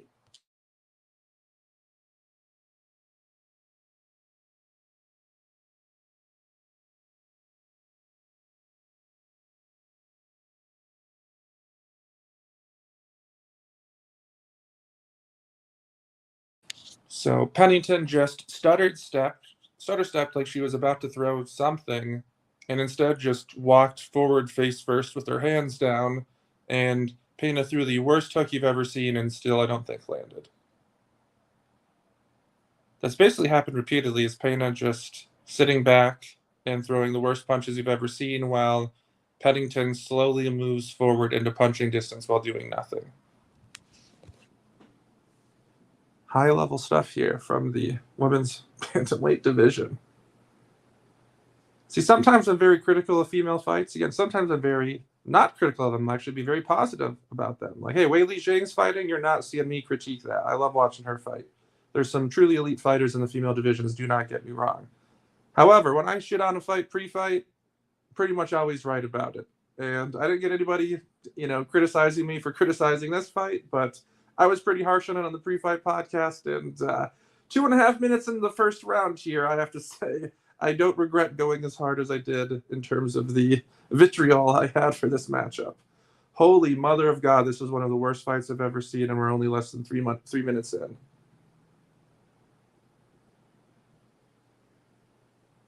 Of all the times that I had to solo doing a watch party, it had to be with this fight.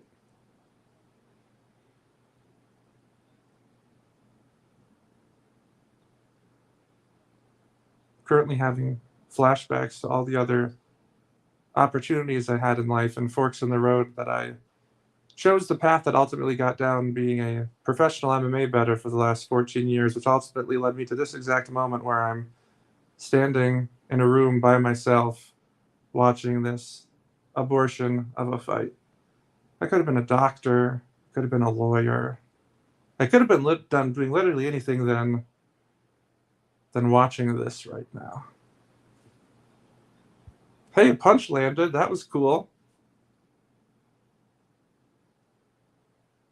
The room I'm in right now, it has some wallpaper. It has these very thin stripes, probably like thousands of stripes around the room. I wonder how many of those stripes I could count, what number I would get up to before I got as inhumanly bored as I am right now watching this fight.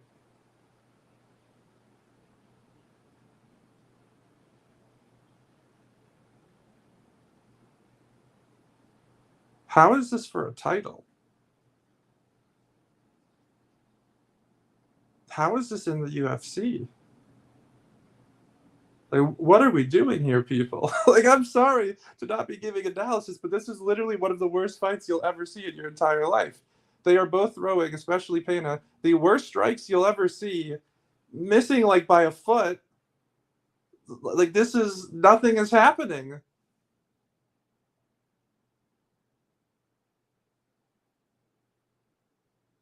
Oh my God, there's 20 seconds left of the first round. Please just put me out of my misery.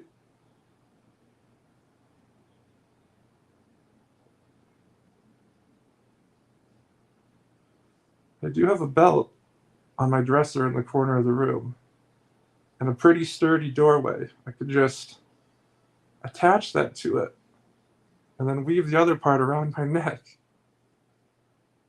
And at least I wouldn't have to watch another 20 minutes of this. I have the closed captioning on right now. It's just sitting there stuck, frozen, with just the caption of 20 minutes left to go. Really? Am I being trolled right now? At least clear this caption from the screen. Stop reminding me. Now her corner said that's a beautiful round. No, that was not. No, there's many words I would use to describe that. That beautiful is not one. I mean, as far as Pennington, there's no reason why she can't be opening up with the volume more here. I assume she's just deathly afraid of the takedown. That's the only thing I can think of. Like, she's clearly the more technical striker, even though, again, not an elite technician, but look at the atrocious strikes that Pena's throwing. There's no reason that Pena should be competitive on the feet here, other than Pennington just not throwing strikes. That's all it comes down to.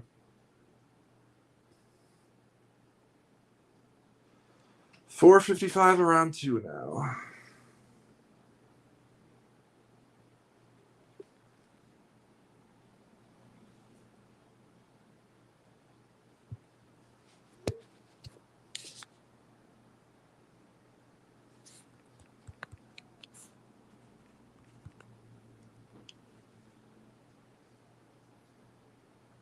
Just like the first round here, they are just standing slightly out of punching range, and they basically just sit and they stare and they stare and they stare, and then as soon as one goes to throw a punch, they throw it in terrible technical fashion, and then the other throws a terrible punch at the exact same time, and they go, all right, let's see whose lands. Okay, mine landed or yours landed. All right, let's get back to space and just sit here and stare at each other from about 5 feet away, and then let's move forward and both throw 1 or 2 punches, and then just repeat over and over. There's no strategy. There's no feints. There's no defensive footwork. There's no tactical offensive footwork to cut off the cage. There's no pressuring going on. There's no takedown attempts from Pena. There's no even fakes with the takedown attempts to open up strikes. There's no feints with the strikes to open up takedown attempts. This is, like, I'm sorry, I'm not just, being a troll and being critical here. This is a pathetic, horrible, atrocious lack of technique on display here. All right, we got our first clinch. They both have an over and an under, it looks like. Yep, and there's the easy takedown from Pena. Maybe you should have done that earlier.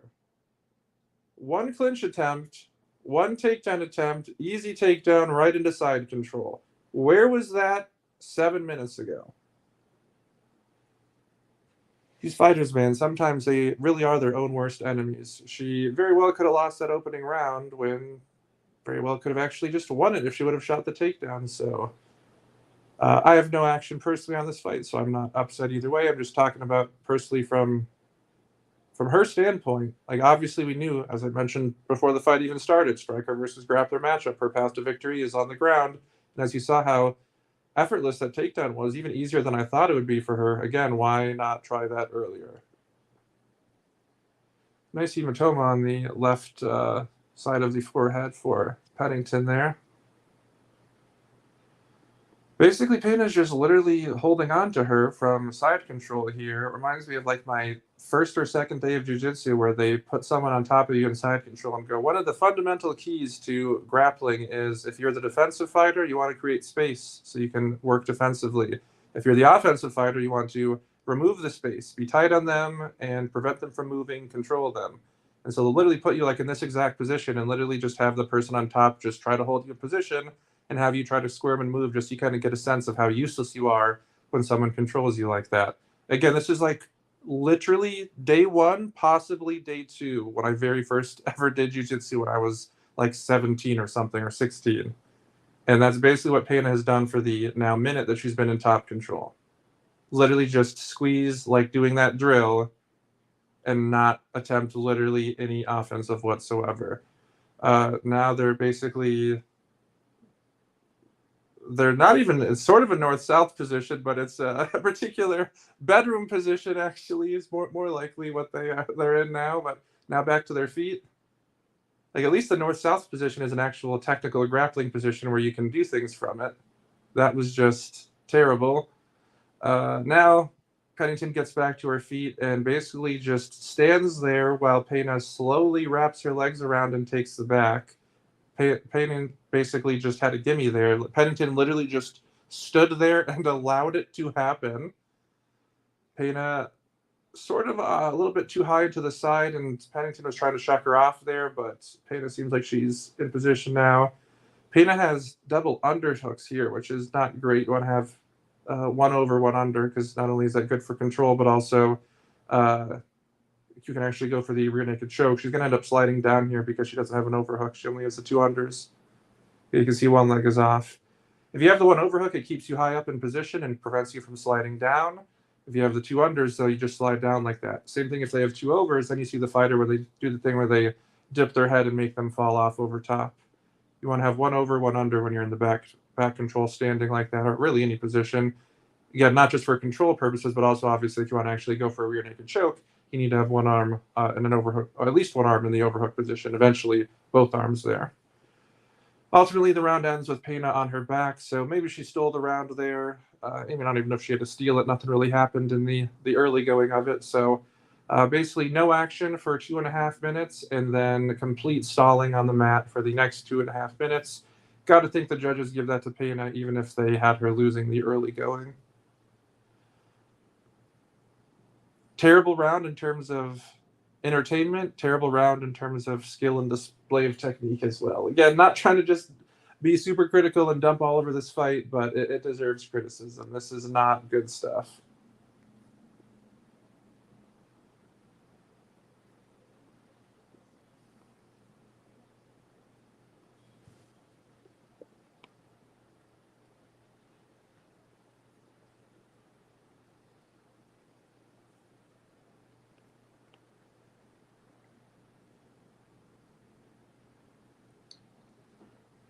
Round 3 about to start here. I mean, again, when Pena had the dominant position like that, should have been trying to be more aggressive in terms of not just guard passing from side mount to full mount, but even when she had the back mount, try to actually go for the submission. Instead, she just did basically nothing. Like I said, it was like an early jiu-jitsu drill of like, all right, we're going to put someone on your back, just try to escape. Actually, decent overhand right there from Pena as Pennington charge in. Again, all fight, Pennington has been charging in with her hands down and her face up in the air.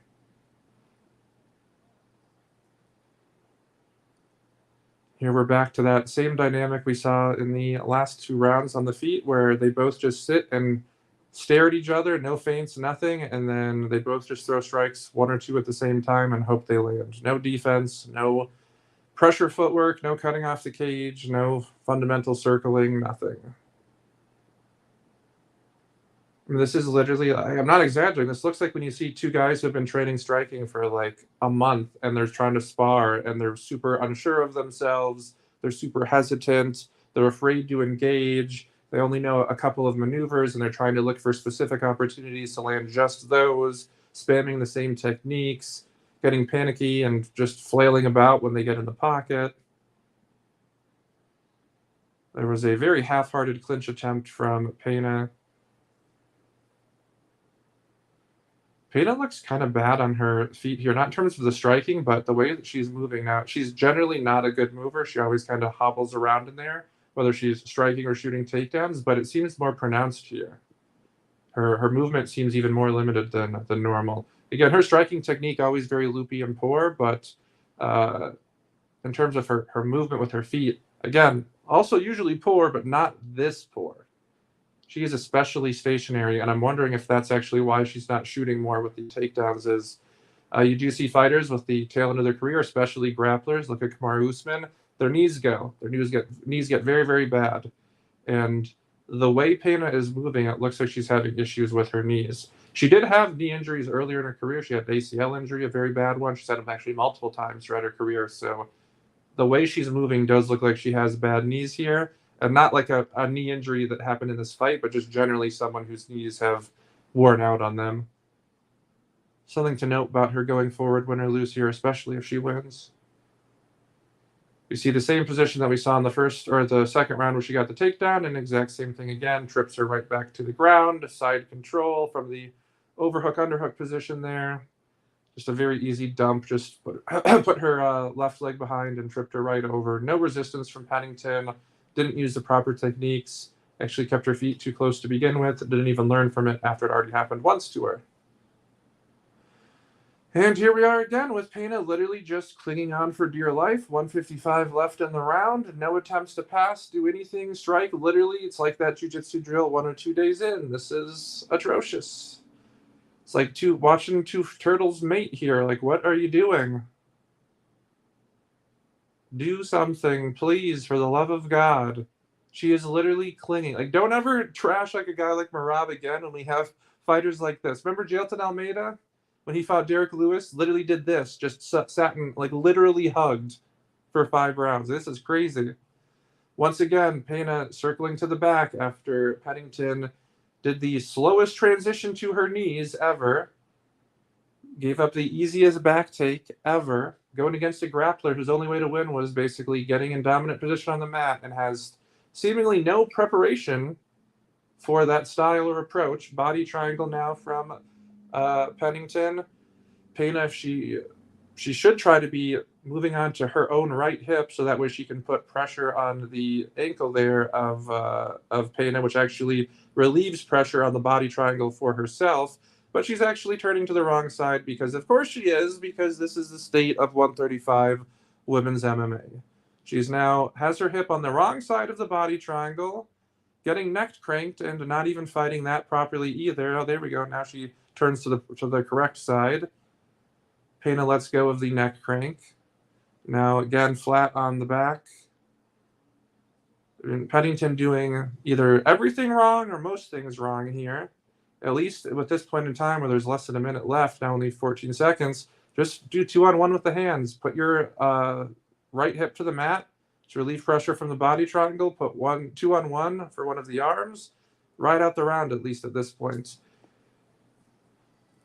And Pena basically just stalled for the last 30 seconds, kind of let Pennington have a breather there. Again, terrible technique defensively from Pennington here, but terrible offensive technique from Pena, just not punishing her, not making her pay, not making her really actually be that flustered or panicky on the mat. Could probably force an easy opening from her. Also, look at the crowd in the background right now. Everyone looks absolutely miserable. They look like their puppy was just killed by a car right in front of them.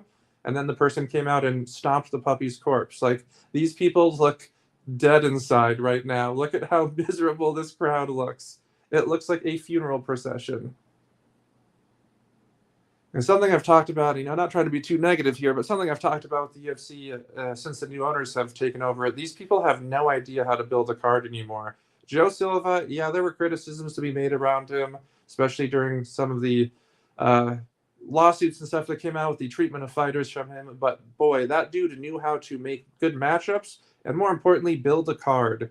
Started out with a banger, always a banger for the main card opener every single time, pay-per-view or otherwise. Round 2 about to start here. The time is 4:58, just in case you're trying to sync up. You'd always start the main card with a banger. Even if it wasn't the most meaningful fight, it was usually not the most meaningful, but was like guaranteed action. And then the next 2 fights would usually be ones of more meaning. Then the co-main event would be a title fight, usually a good title fight between skilled competitors. And then obviously the main event would be the big title fight. UFC these days, they'll put like the most boring fight on the main card. The main card opener will be a guaranteed snoozer. Always have the token terrible female fights on the main card. Terrible co-main events regularly where you look at it and go like, there's so many more, not just more skilled, but actually entertaining fights throughout the rest of the card, and they just refuse to put them on the main card and build a card properly. In this case, obviously, they're a bit of their hands tied situation where it was an actual title fight. Can't bury this on the prelims, but man, why keep 135 around? Is it basically just for Kayla Harrison, I suppose? It's kind of like how Ronda Rousey, they just had the division for her. I don't personally think Kayla Harrison's ever going to have the same appeal that Ronda Rousey did. Rousey with the finishes and everything and the trash talk, there was sort of a perfect storm from Ronda that allowed her to get the mainstream appeal that she did. Sure, Kayla will be popular. I don't think she's ever going to get the appeal that Ronda had, though.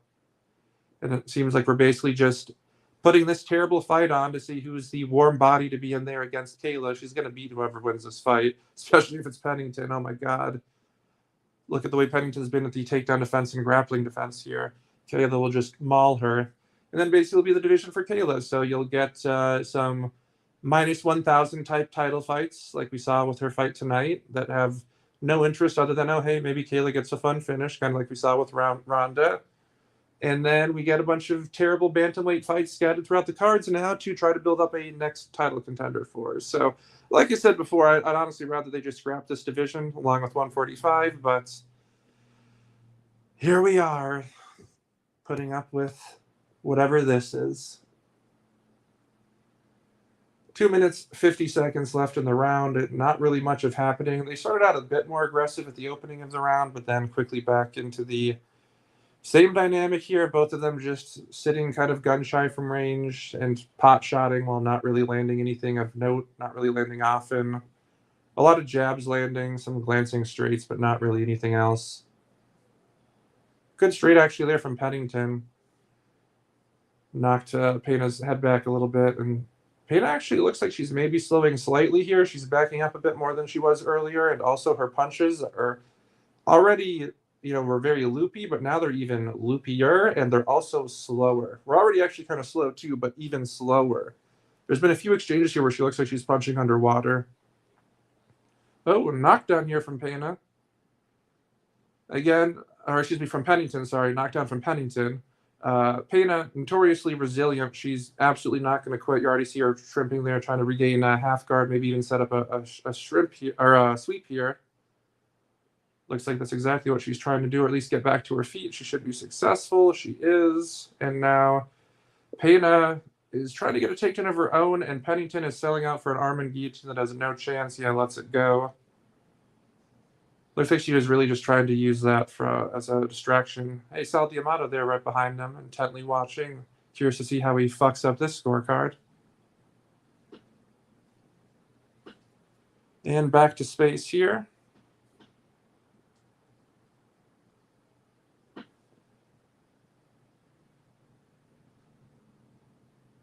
Obviously, Pennington is up in this round so far, given the knockdown there. And Pena looks even more gun-shy, more hesitant, backing up even further, just sitting basically almost up against the fence here. And again, punches looking like they are coming underwater. I think she is genuinely tired here. I think this altitude is getting to her. Maybe she gets a second wind here for the 5th round. We have 45 seconds left here in this round. See the striking totals, 23-20 round 1. Oh, they just went away, sorry. I was trying to read them. They only had them up for a second there. I know obviously some of you guys are watching this along with the broadcast, but many of you watching are actually just not watching the broadcast and using this to follow along with the fight. So I'll try to give you guys some of the updates for the ones that are not actually seeing what's happening on the screen. Pena is basically getting stalked right now. Very different than, again, there was the dynamic earlier where they were both just kind of sitting stationary. It didn't look like really anyone had an advantage. Anyone was fresher than the other. Very even on the feet. And now it is very different. Pena is backing up endlessly. She looks very hesitant and gun shy. Looks not panicky, but looks a bit out of sorts. Not straight up panicking like you'll see sometimes. It does look a bit out of sorts. And you're also seeing her look to be a bit fatigued. That could also potentially have led to her getting knocked down. Now, as they're showing the replays of the knockdown there, Pena had her eyes completely closed as she took the shot and got knocked down. Completely closed. So, again, like in terms of the technique on display here, not great stuff. I will say the body language from the corner here of Pena, not great. She looks a bit defeated. She doesn't look like she's going to quit or anything like that. Don't get me wrong. I'm sure she's going to come out and be resilient as ever, at least to start. But she doesn't look like, even when we saw her against Amanda Nunes in their rematch, where she was getting just bombed on. I bet that fight down inside the distance. And rough stuff there, watching that go all 5 rounds somehow after like 800 near finishes for Nunes. But you saw, despite them, Pena as resilient as ever in the corner. Didn't look disheartened at all. She did look a bit disheartened there in between round 4 and 5. You saw her get rocked to the head kick a bit early in the round 4 and then knocked clean down at the end of the round. And Pennington is not a big hitter at all. So for her to get knocked down there, like I said, either her chin is fading after the life-changing beating from Nunes or she is tired. Probably a little bit of both, to be honest.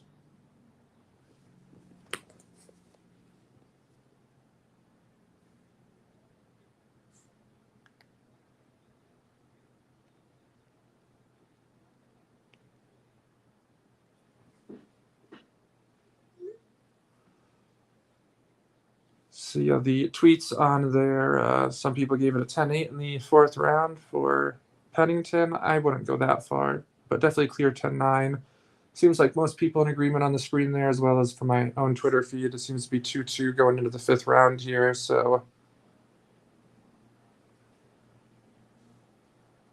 probably a 5th and deciding final round here.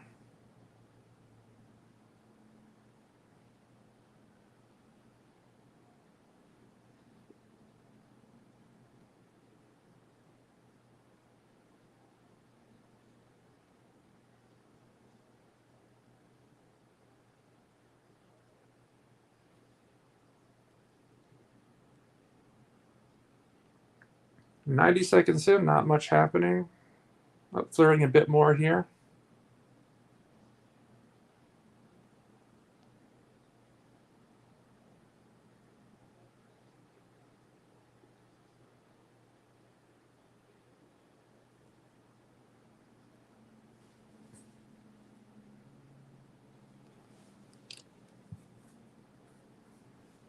Very half-hearted clinch attempt there from Juliana Pena.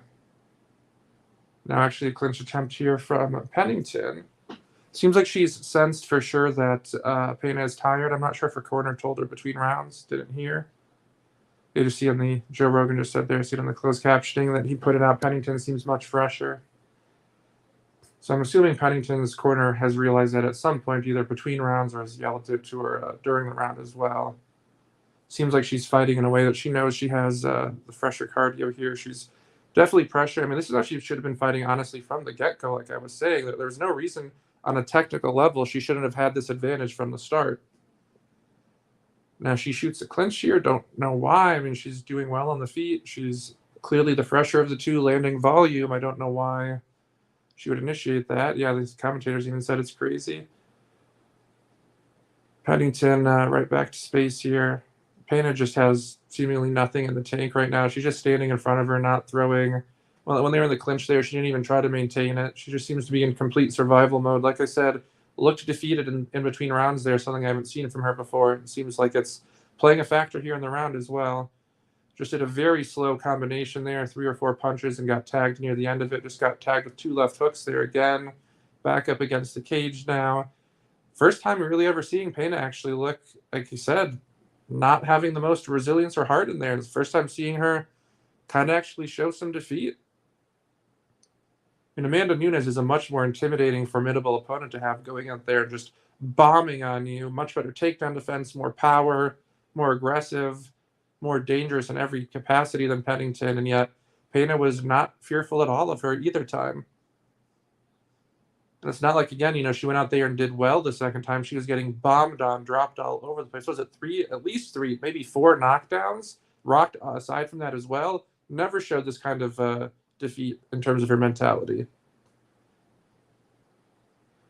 A lot of times when you see a fighter known for their heart go out and show this, it's usually because they're already were having thoughts of hanging it up outside the cage. And wouldn't be surprised if we actually see a retirement from Pena after this.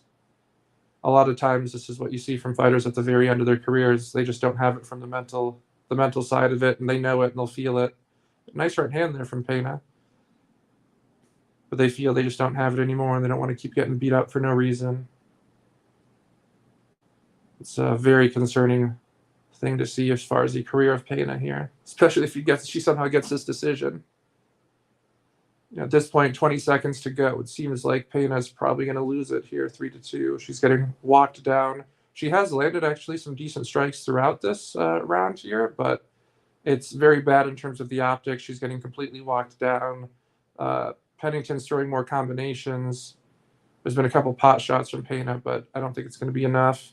Flurry there against the cage to end it. It looked like Pennington wasn't about to finish or anything. Pena wasn't rocked, but bad optics the way she got flurried on at the end of there a bit. So I would imagine this is 3-2 for Raquel Pennington. Again, especially with the championship bias that I mentioned earlier, we tend to see.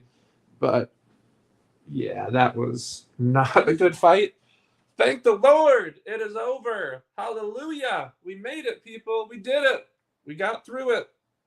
Give yourself a pat on the back. Congratulations.